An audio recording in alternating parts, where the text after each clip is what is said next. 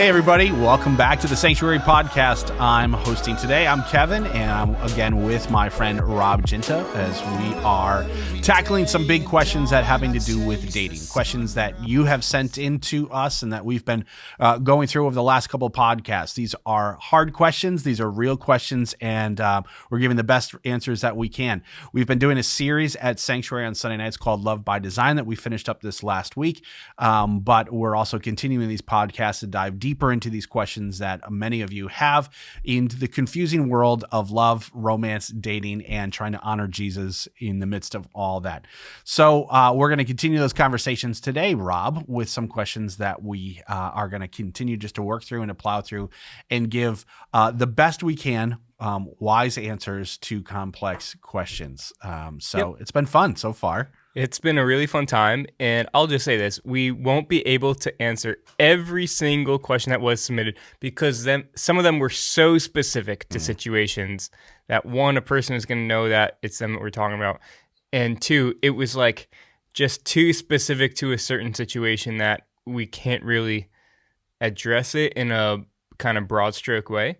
With these other ones, these are more general questions that some of them are so general, we've taken it from a few different angles, like we did on the podcasts that were released, one earlier this week, one last week. So anyway, here we go. Let's do it. Next question. Rip into it. This first one for today's podcast is, should I be looking for that person or should the person come and find me? Yeah, I call this one the Rapunzel question. Rapunzel. Let down your where are you? That's right. Should I stay in my tower waiting for my, knight in shining armor, or should I go on the hunt?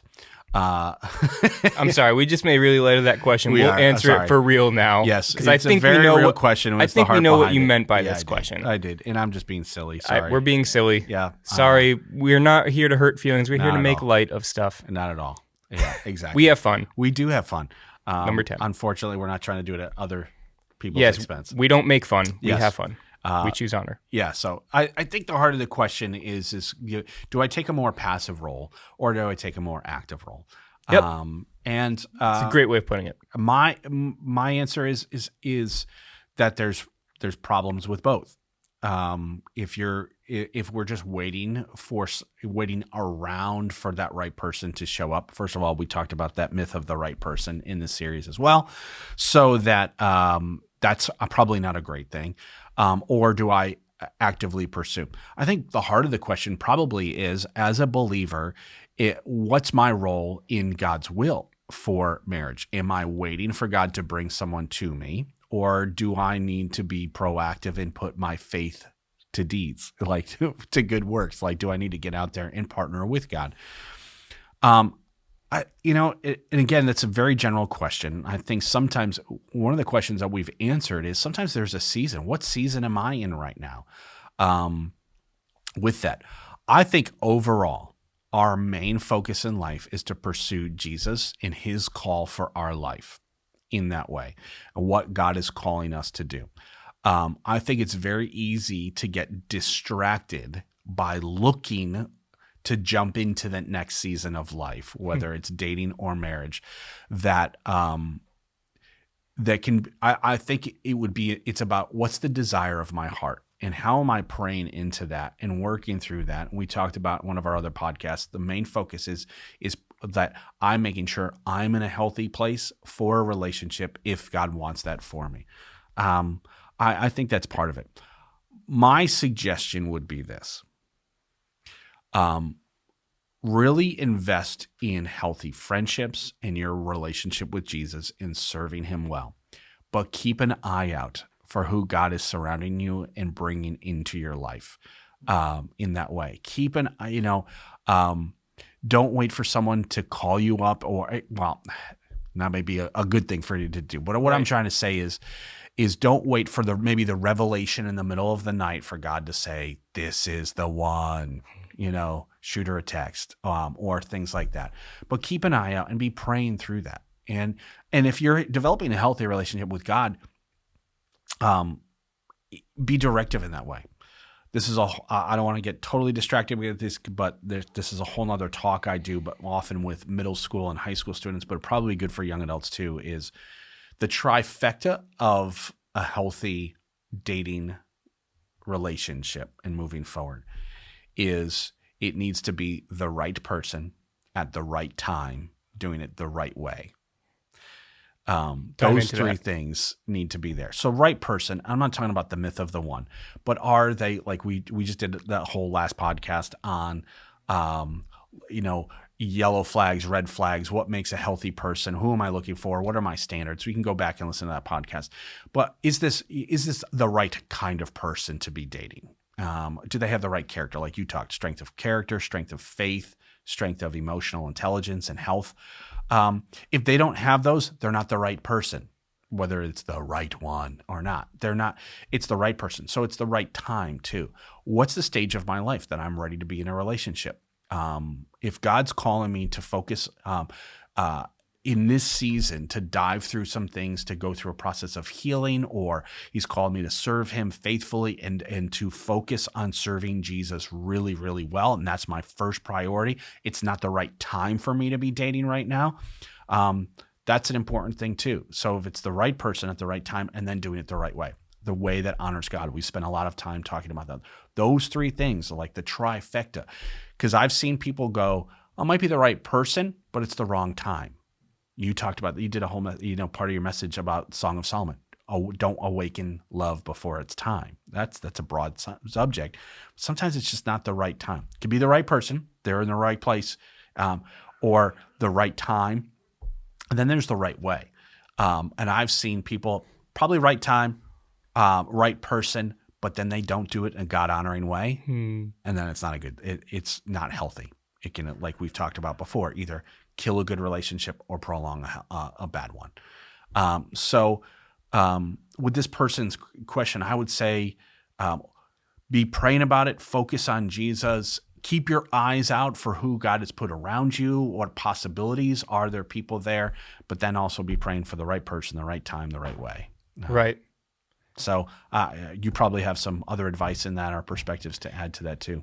Yeah, maybe just with that, I think, well, again, the Bible doesn't have anything on dating. Something that's really close to it is when, oh my gosh, I'm forgetting who it is, that sends out, was it Jacob that sends out his servant to go and look for, wasn't it? Yeah, Jacob sent out his servant to go and find a wife for Isaac.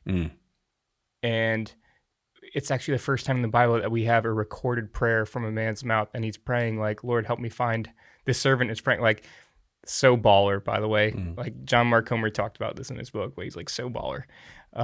Like, have your rich dad hire someone to go find the reconnaissance mission. And he prays, and Rebecca comes along. I believe it's Isaac and Rebecca. I hope I'm getting these characters right now. But anyway, I don't believe that there is such thing as the one, but I believe that when we open ourselves up to God's authorship in our lives, he's going to go into that. Like he's definitely going to work in that. So it could have been Rebecca, it could have been a whole host of other women that happened to be at the well that day.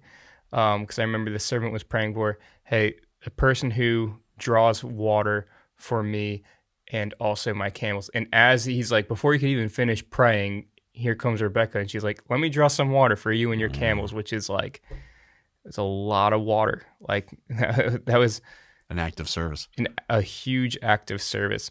Now this is, again, in a context of guy to girl, etc. But what I will say in general is, like it's not this, I'm going to close myself off and just like be completely passive in my role.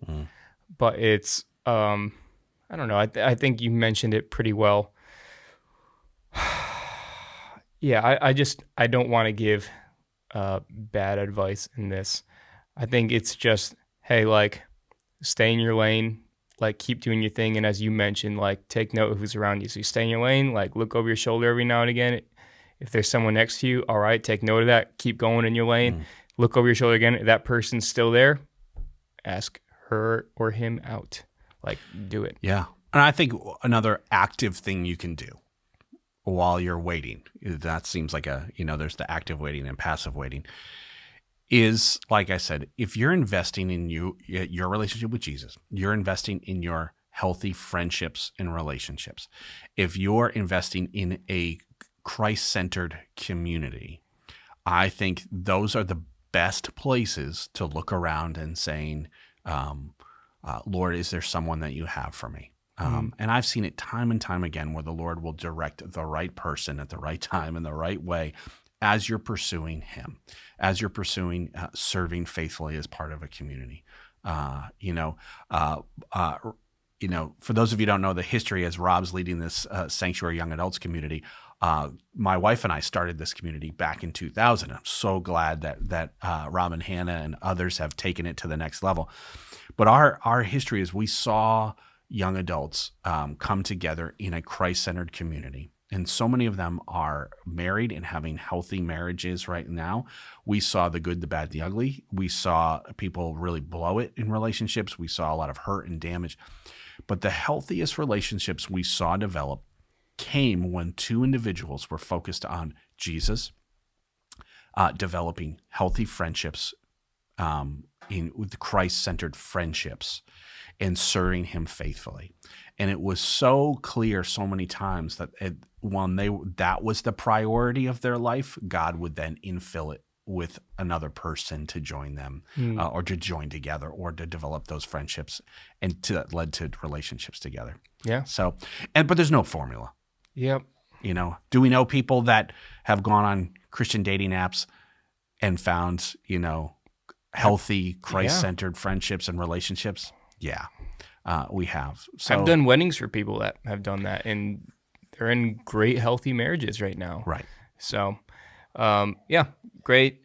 Next question is, so I'm going to make this gender neutral because I think it's important that we address it from both sides. But is it okay to go out with a different person in the same week if we're not seriously dating or in a relationship?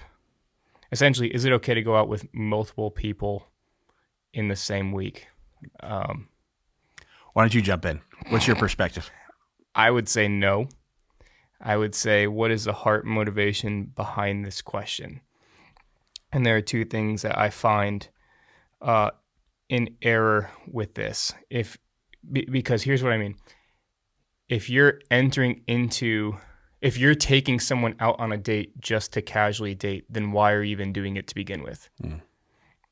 So that's one error. The other is, if you are so obsessed with finding your future spouse, that reveals an unhealthy, emotionally, you're already setting that person up for failure if you're expecting them to be your spouse on date number one. So for me, it's like, hey, the two mentalities I'm thinking is, it's all casual. I'm just kind of playing the field right now. Like, I've never seen again, we mentioned strength of faith, strength of character, strength of emotional intelligence. I have not seen any of those three things strong in someone who takes dating as his casual experience. The other side of that as well is, if you're going in and you're like, well, that person didn't fit my list of husband or wife, I need to find that person so quick, so I need to date someone in the same week. Time short, fill up my calendar. That also reveals an unhealthy need in life, where are you placing that person in a position that only Jesus should be and should fill? If you're looking for that quick fulfillment, as quick as possible in a person, it's probably like, hey, go back to your relationship with Jesus. How you doing with that? Because if you're putting all this pressure to, nope, I need a date right now this week, really quick. Like, I'm sorry, I was just shaking the table a little bit, but I know people might be doing that. Like, I need that person right now. There's an inner anxiety. Yeah, like an inner anxiety to, all right, didn't work out with that person. I'm moving on to the next one quick because I'm running short on time. And the clock is ticking. You mentioned it too. It is better to be alone for the right reasons than in a relationship for the wrong reasons. So that's my perspective. And I agree on with this that question. That heart motivation. Why am I doing this? Because I'm bored and I'm looking to fill up my social calendar. So I might as well, fill it up with dating. That's, I would say a lot of people in our world do that. I would say that's not the best. And I go back to the question. The question is it wrong for me to do X, Y, and Z?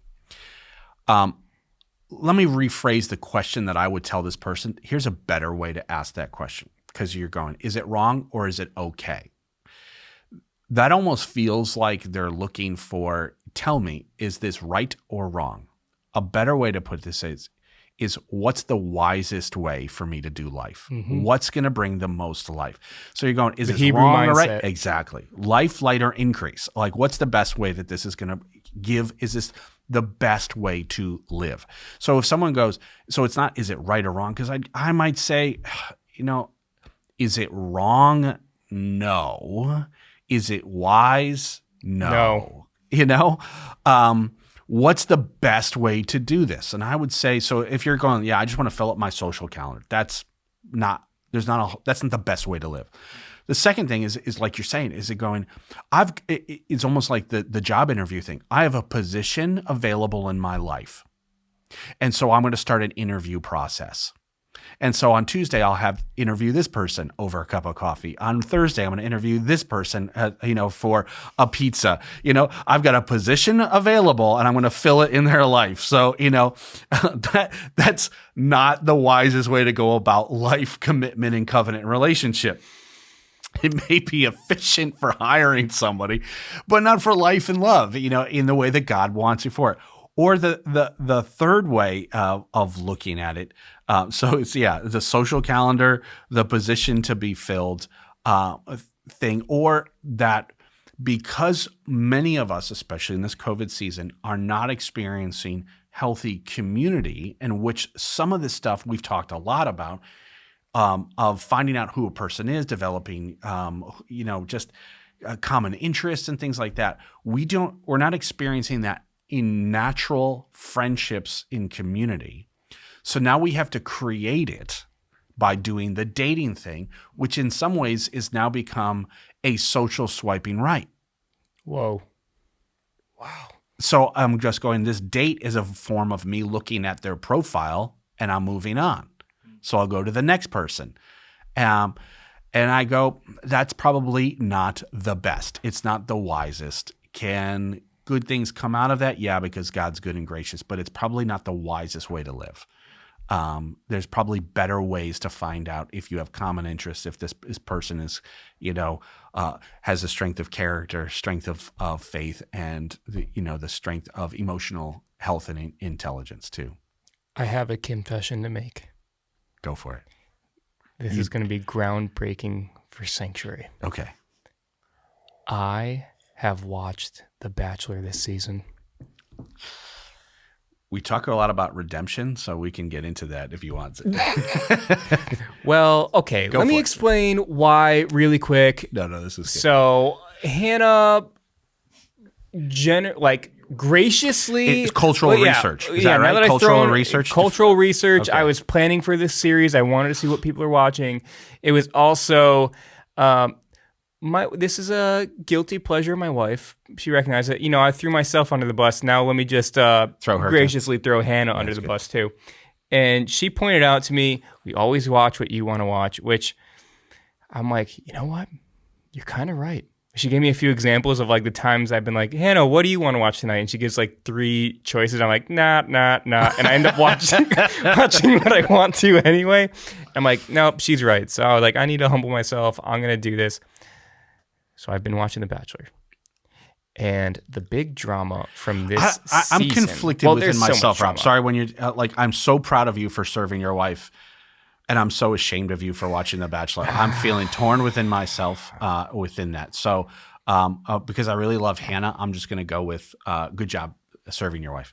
Well, what we have done through my, as Hannah would probably put it, my over commentary on the show. So you're watching it with her, critiquing it the whole time. Yeah, because I'm also watching with the filter of this Love by Design series we did. And I'm like, everything in this is wrong. obviously physical boundaries are crossed. Like they talk about how they're doing, it's like a quick little moment, like be real with me, and then it's like just this like very servicey real moment, or it's a real moment and then they run out of things to say and they suck face. Like that's pretty much how the show goes for the most part. But one of the big dramas early on in this season was with Sarah, who, again, and the thing is, I'm like, if you're on this show, you know what you're signing up for. And no, it's not. Have you ever watched the show before? Right. Like, it's not healthy. No. It's not. But at the same time, it's like, you know what you're getting. Like, yeah, you're going to be on a date with Matt James, and then all of a sudden, like, somebody interrupts, or he's moving on to the next girl. Like, that's how this show works, which I think it's really unhealthy. And she was very upset. entertaining, but not a model for living. Exactly. What did we say last episode, or in the previous podcast? High drama makes for really good reality TV, but really terrible relationships. That's right. And that's what this show is. So in the beginning of this season, one of the big dramas, because the whole thing is a big drama, but there was this person named Sarah who she's talking with Matt James, who's the main character, who's overall a pretty good guy, I'd say. Hannah said compared to others, he's pretty nice. And she wasn't talking about just looks. I think she was like, don't compare yourself to him, although it's very tough. I'm not tall, dark, and handsome. Anyway, no, I'm not bringing comparison into this. Okay. What I will say, I'm so happy with who I am and who God's created me to be and who I am becoming. But Matt's big thing is, hey, in a previous relationship, it was very servicey. My girlfriend wasn't very real with me. I need you all to be real with me. And it's like, okay. Does he realize he's on TV? Yeah. Like, okay. I need you to just tell me, and the 5 people that are filming this and producers and the millions of viewers, right? And for Sarah, she was like, she's kind of probably had good emotional and spirit. Well, I don't know about spiritual, but when we've talked about emotional boundaries, she's had that with other people.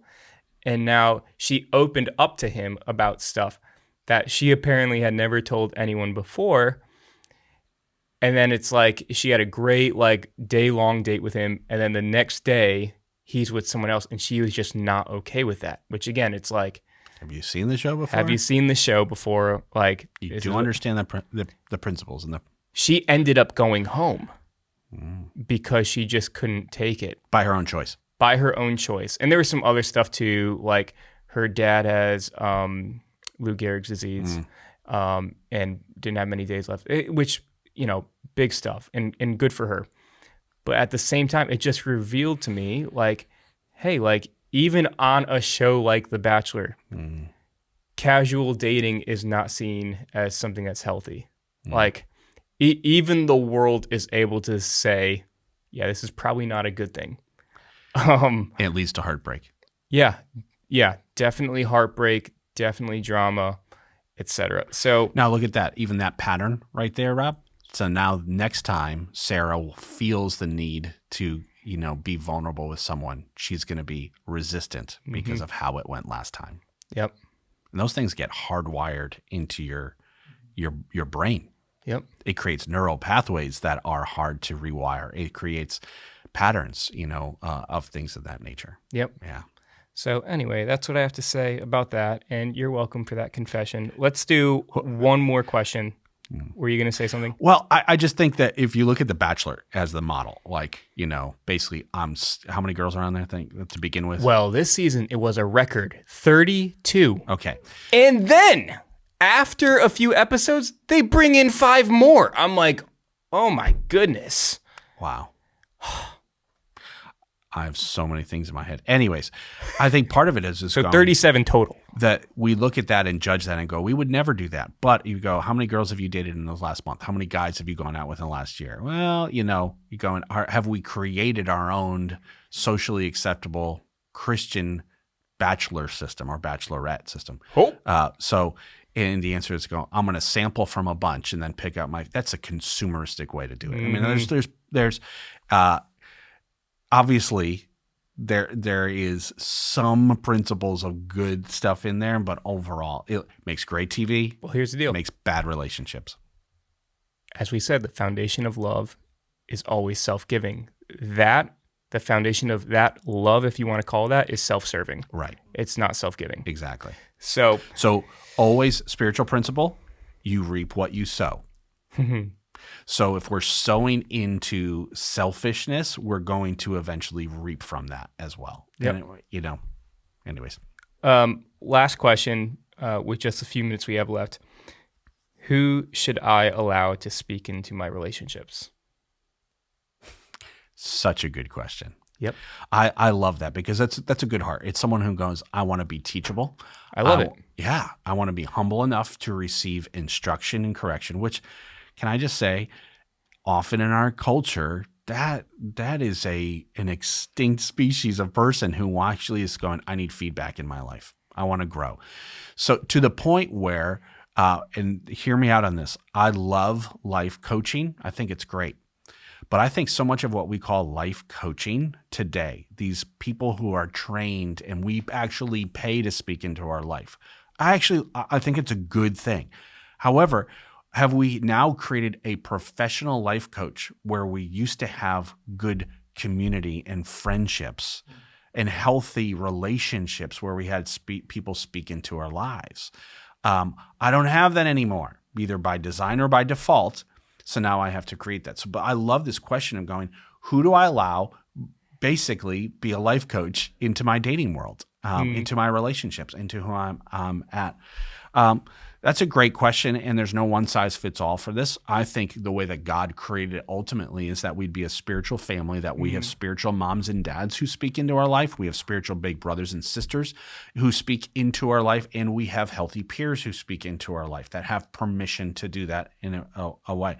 So the question to that is, who do you have in your life that is in a place, in a position that you can come to them and say, I'm giving you permission to speak into. That's important because unsolicited advice usually is not received well. Right? Yep. Even if it's good advice, we're like, yeah, I didn't ask for that. So, thanks, so we have to, that permission giving. I'm going to someone and going, I'm giving you permission to speak into me and into my life and into my dating relationship. So the question is, who should I do that? There's a lot of different people, and I don't know their world to say who's in there, but I would say whoever it is, go to people that carry wisdom.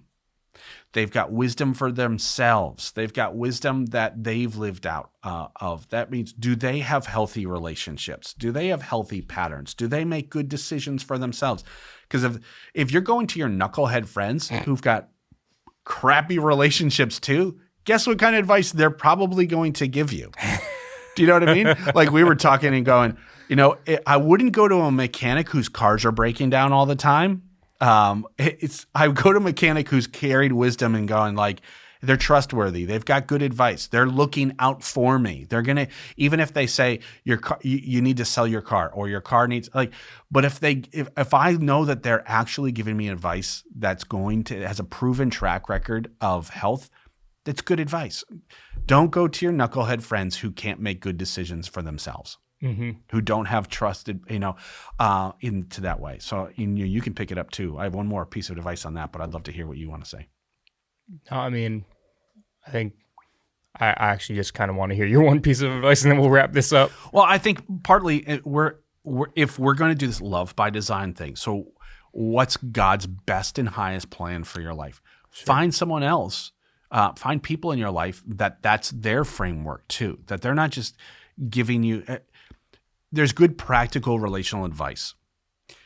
But then there's also, we're coming from a platform of following Jesus. So look for people that have that common value too. Don't go to someone who does not carry the same values for a physical relationship through or in that way. Don't go to someone who, as we just talked about, like The Bachelor, if that's their model for life and relationships, they're not going to give you good advice. Go to people that carry spiritual wisdom, relational wisdom, practical life experience too. Yep. And just to be clear, the Bachelor model is not the one that we're living by. Just want to be really clear on that. Yeah, that's right. We have watched it, but it's not our model. No. I'm just busting your chops on that one too. Can I just say, wisdom would be I can watch The Bachelor to learn what not to do. Learn from their mistakes that cost me nothing. Yeah. So I don't have to make my own mistakes that as well. We've talked about that. The last thing advice is this. I don't know what people's families dynamics are because they're all over the shop usually. I would encourage you to have somebody like your mom or dad speak into your dating relationship. Yeah, but Kevin, my parents don't follow Jesus. They don't have healthy relationships either. So are you contradicting your last piece of advice? I would say what I just said is still true. But I think that there is something to God's design to have your parents be able to speak into your life and into your relationships. You still have to discern, is it wise and good advice? Do I, to follow? But whether we like it or not, our parents probably do know us, not only for the longest, but in some ways from the best, or for the most, I should say. They've seen parts of us that everyone else in our world probably hasn't seen. And I think it's okay to go to a parent and say, I want you to speak into my dating relationship. I'm giving you permission. Do you see any patterns in me in relationships that you want to speak to in that way? And I also think it's a way of honoring your parents. And that, I believe, carries a blessing that goes with that in that way. I would not have married Carrie if my parents did not bless that relationship. There's no way I would have done it. Yep. That's a personal conviction to me. I think it's somewhat of a biblical one as well. My parents have a proven track record of making healthy decisions in their life. Not perfect at all, but and they knew me. Yep. Now, did they know me like my peers knew me? No. Did they know me like my spiritual mentors knew me? No. But they know me. They knew the good, the bad, and the ugly of Kevin. If my parents said, Kevin, we don't think you're ready for marriage yet, I would have taken that advice to heart. Because I can fool some of my spiritual mentors too. I can fool some of my spiritual, people in my community. My parents knew me pretty well. Did they know me on every level? No, but they knew me on levels that I probably didn't show other people either. Yeah. So I encourage you to even if your parents don't know Jesus, even if they're pretty broken and dysfunctional too, they may still have some pieces of advice that you need to hear because they see things. And it's a way of honoring God and your parents. Cool. That's so good. You want to wrap up this podcast just blessing our friends? Yeah. Thanks for joining us in this podcast. These are our real life situations that we're working through, and let's do this together as a community. And thanks for joining us. And please subscribe. Please join the comment section if you want, especially words of encouragement as you join us. But let's send us out with a blessing. I bless each and every one of you to have amazing, life-giving, healthy, God-honoring friendships and relationships. May the love of God invade and permeate every place of your body, soul, and spirit in Jesus' name. Have an amazing week. Thanks for joining us.